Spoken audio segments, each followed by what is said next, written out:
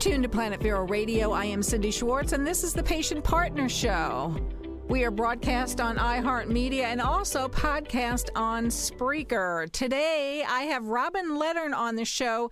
She is the executive director of the Dignity Resource Council, and Robin has been doing this for quite a long time, and we're going to let her explain exactly what it means to be the executive director of the Dignity Resource Council and what patients can do by going to their website. Robin, go ahead. How are you today? I'm doing great. Thank you so much for having me. And I don't really think about myself as being an executive director, even though I am in title, but I'm more of a advocate and also a caregiver. I was a caregiver for my mom, and it was because of that role that I was put into, and it all happens without us choosing it. It sort of chooses us, I guess. Mm-hmm. And through that, I was inspired to design a garment that can be worn in the shower so you don't have to be naked. And this was something that I was so worried about when I cared for my mom. I thought, oh no, what happens if I have to help her in the shower? She's a dignified lady. How do you do that without doing a regular shower, like getting naked and have to help somebody stand there? Right. So I think my frustration birthed this vision. And so now I just help caregivers all over the country through a website that we have, and they find us. I guess they do a search. And I know it's hard to search for something like a garment that you wear in the shower. It's almost like you can't find a car. You wouldn't search for a car before they made a car. Right. And so this is something new. But sometimes, you can't find us online, but people do, and they're caring for someone, and they have the same frustration that I had. And so when I designed this, it was like a vision, actually. I really saw this vision because I prayed, oh, Lord, help me. I don't know. I can't do this. And my dad had needed help at the time. Mm-hmm. I wasn't able to help him when he got older. And it was awful. And I said, I just don't know if I can do that. But this particular design I made, it's like a 3 flaps, sort of like if you can imagine Tarzan in a waterfall. It's like a flap that just covers your basic areas that you want to keep private. But for women, we have a chest shield that's sort of like a bib. It attaches behind the neck, and it covers, and it's made just for the shower, just with the same fabric that surfers wear. So if you can imagine, you put this on, and you don't need anything else to stay in perfect privacy. But you can wash under. It doesn't get in the way of care. And even a caregiver could help, too, because the flaps lift right up. But gravity actually holds it in place. And when you're ready to come out, I have a companion piece that's made out of terry cloth that you put over so that you pull off the garment underneath of the cover of the terry cloth. So the whole process is done in privacy, and the caregiver gets to respect the patient. And or so their loved one. Yeah, and so you say that you originally designed these for your mom, so for an older patient, but they can be used for anyone. I have all sizes, yes, and now I get calls from people and also orders. Mostly orders. I don't talk too much to the caregivers because they are busy. I know what it's like to be a caregiver. 24/7, you're on call. But when they do call to have questions, they're all ages. I have them tiny enough for a child. And I know when I was in the hospital, this was inspired, too, by my own personal story. Okay, yeah. I did not like being exposed, and my parents had to leave me there at the hospital. It was terrible. And my mom, thankfully, she smuggled in underwear for me because they gave me this flimsy little thing that they call a gown. Right. Barbies and Cinderella wears gowns. That was not a gown.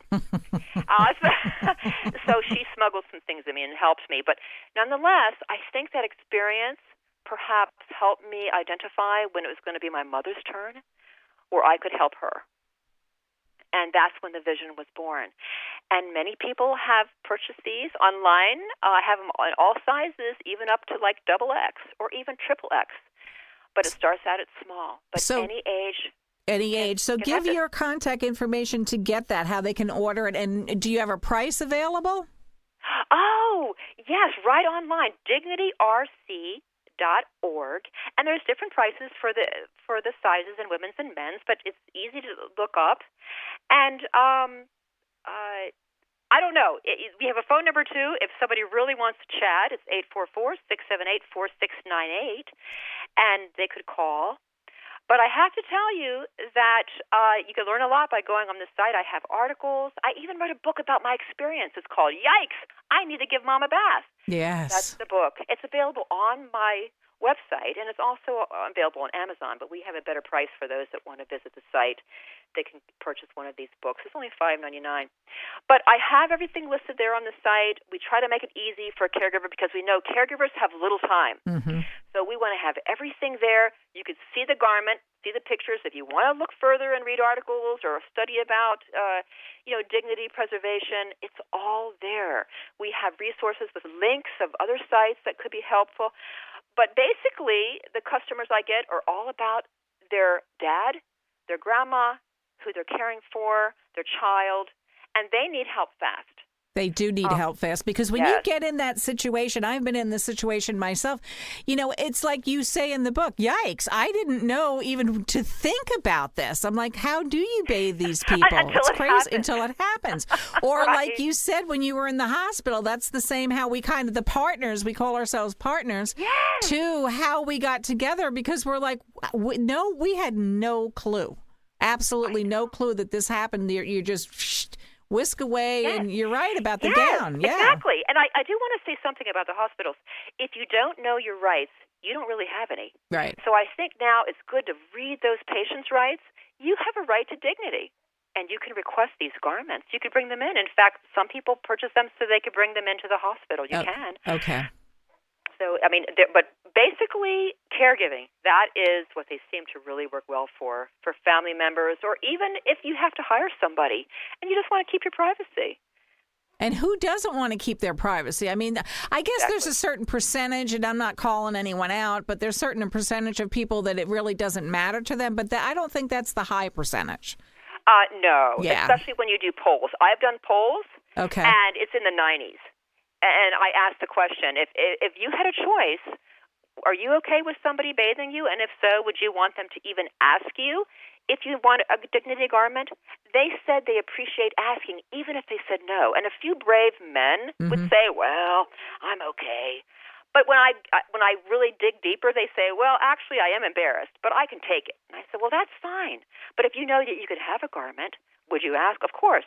So 98 to 99% say yes. They would appreciate being asked. Right. And also, if they had one, they would love one. And why not? Why not? Mm-hmm. Right. Why not work it into the routine? I mean, why do you even have to ask the question? It should just be part of the routine. Exactly. That's kind of what we talk about on this Patient Partners podcast and show all the time, because it should just be part of the routine. We shouldn't have to be spouting out about it. There are also, and we've done podcasts about that too, surgery specific dignified garments too, for those people that are having certain kind of surgeries. I mean, sometimes things have to be exposed. We understand that, but when it doesn't have to be, it doesn't have to be. In my book. Exactly. I know, especially if you're getting your wrist, set, or maybe a leg, or even your neck. I mean, you don't want to be out there. But I think we can change protocol. We can bring this to the awareness for people, and that's what I really want more than anything, because patients can unite and they can speak, and we have rights. We do have rights. We do have rights, and we should know them. Mm-hmm. We should know them, and we should stick up for each other too, to educate the people, so the people that think that they don't have them or aren't sure, yes, you do. Yes, and I found out from a caregiver, a professional one, a CNA. She said, who's the worst patients? And I said, who? She said, the doctors. Absolutely. When they go she said, they hold on to that towel, they will not let go.